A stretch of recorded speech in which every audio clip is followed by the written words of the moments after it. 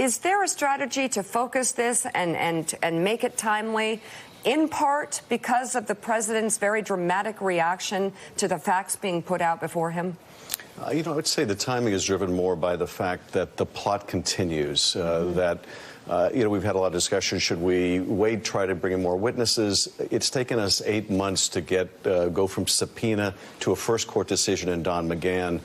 And given that the president has made clear he's not going to stop seeking foreign intervention in our election, he's out on the White House lawn saying that if we're being honest, there's a simple answer. I want Ukraine to do this investigation. Right. His lawyer, even this week, was in Ukraine seeking to dig up the same kind of dirt. So the timing is really driven by the urgency, and that is a national security issue. Yes, a national security issue, an issue of our election integrity. If the president is seeking still to essentially cheat in the next election, that is not a remedy for his misconduct. The remedy is impeachment.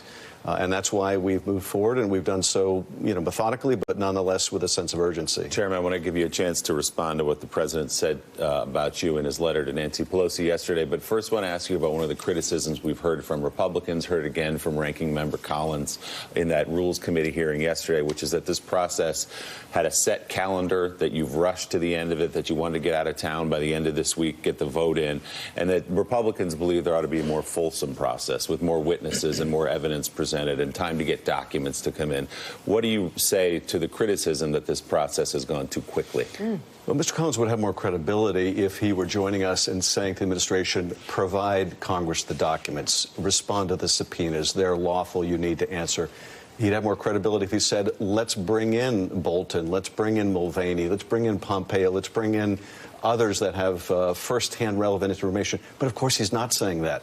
And neither is Mitch McConnell. They don't want to hear these witnesses. They do want to complain about process, but at the same time, they don't really want to see the evidence. And the fact is, the evidence is really already uncontested and overwhelming. If we have yet additional witnesses who further corroborate what we already know, yes, it makes the case that much stronger. But the case is already overwhelming. And so I think those process objections fall flat when they're not really interested in having those witnesses come in or receiving those documents. So the president did write that rambling 6-page letter to Speaker Pelosi yesterday. In it, he writes, quote, Congressman Adam Schiff cheated and lied all the way up to the present day, even going so far as to fraudulently make up out of thin air my conversation with President Zelensky of Ukraine and read this fantasy language to Congress as though it were said by me. The president continued, his shameless lies and deceptions dating all the way back to the Russia hoax is one of the main reasons we are here today. How do you respond? That's probably the nicest thing he's had to say about me in quite some time. This president does nothing but project onto others his own lack of morality. This is someone who mocks others constantly but can't stand to be mocked himself. Look, the call record speaks for itself, and it's damning. He doesn't want to defend it. He can't defend it. He doesn't want to explain why he held up $400 million in military aid to coerce an ally at war with Russia into doing his election dirty work. He'd rather attack me. When Bob Mueller was the investigator, he attacked Bob Mueller. When Colonel Vindman is testifying, he attacks Colonel Vindman. When Marie Yovanovitch is testifying, he attacks her. Anyone willing to stand up to him, he's going to go after. I just view it as a part of my job, and I'm going to keep my focus on holding this president accountable. We're going to turn the corner and get to what's happening today in a minute. I just wanted to follow up. This weekend you went on Chris Wallace. Chris questioned you about the IG report, whether you should have known more in September about the FISA warrants and why they were improper, and why, for instance, Devin Nunes wrote a memo that was more in line with what the IG's findings ultimately were than what you were saying back then. Well, the reality is 2 years ago, we didn't know what we know today.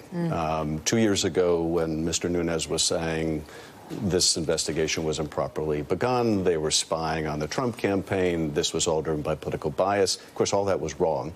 He also speculated that there were problems with the FISA applications. That ended up being correct, but not for the reasons that he said. It ended up being correct because we would learn 2 years later that an FBI low-level lawyer falsified information that went into the FISA, that they withheld information. Did Devin Nunes know that 2 years ago? No. Because the crown has been placed on Devin Nunes' head, again, as the arbiter of truth, which is pretty funny when you look at what he did, holding a press conference in the House saying he had information, then getting the information from the White House, then holding a press conference there. I mean, again, it sort of shows a sorry state of Trumpism that this guy's their hero. But Devin Nunes, so you're saying Devin Nunes did not say in the memo 2 years ago what the IG said? That's right. As far as the facts? The vast majority of what the IG revealed... Other than conclusions. The vast majority of what the IG revealed about flaws in the FISA application were not known to either me or Mr. Nunes 2 years ago. They were the product of 170 interviews and 2 million documents we didn't have. We were really in the same position as the FISA court, and that is we did not know about all the flaws and problems in the FBI's production of the FISA applications. Can we talk really briefly about just an absolute stinging rebuke toward the FBI yesterday and a decision that was made on how they need to overhaul the process? Talk about that, and also talk about how this process, in the end, at least I think, should make all Americans feel a little more comfortable about the FISA court, and how there have been abuses, and how yesterday it seems that some of those abuses are going to be reformed now. Well, I think the FISA court was exactly right in the stern opinion it issued yesterday. And what the FISA court basically said is this is an ex parte process. That is, the suspect is not represented before the FISA court. Only the government is there. And therefore, the court is completely reliant on the government telling the truth, the government being forthcoming, the government saying, this is the strength of what we have to offer, but these are also the weaknesses. We want you to know it all. And when the government doesn't do that, and they didn't do that here, then the court feels that it was not only taken advantage of, but that the law was subverted in a way that causes the court to question when other applications are made. So I think the court is right to come down hard on the Bureau. At the same time, this is a vital process. We need to be able to have a method of going to court with classified information when we suspect someone is an agent of a foreign power. So that process has to continue, but clearly the safeguards I think that the Inspector General recommended need to be implemented, and perhaps others as well.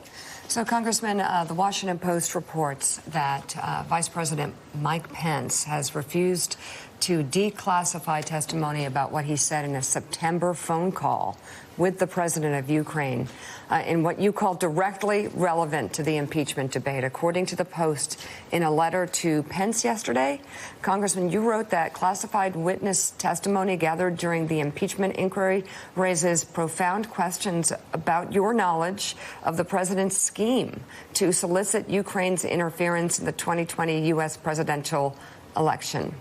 Is this concerning the testimony from Pence's Russia advisor, Jennifer Williams, that was provided as a supplemental written submission to the Intel Committee last month? What can you tell us, and is the vice president covering something up?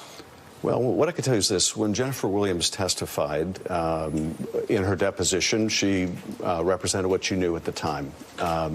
When she came back to the open hearing, she informed us during the open hearing that she had additional information to share of a classified nature that would shed more light on her recollection of events. And this pertained to that phone call between Vice President Pence and President Zelensky. Now, you'll remember Ambassador Sondland said that he told the Vice President about the withholding of this aid, the conditionality of this aid, and the President's desire to have these investigations. And the Vice President said nothing, basically absorbed the knowledge, didn't contest it, didn't say, what are you talking about, didn't raise alarm, but merely stood and listened to what he was conveying. The Vice President has denied that conversation, essentially said it didn't take place, I don't know what you're talking about. This submission sheds light on who's telling the truth. And I think the American people should see it. I think there's no reason it should be classified. It's not appropriate to classify information because it might be embarrassing or incriminating. And so we're going to push to get that declassified. And it's telling that the Vice President thus far has been resistant. So, Michael Beschloss, by the end of the day, Donald Trump will be likely be one of three presidents in the 240-year history of our republic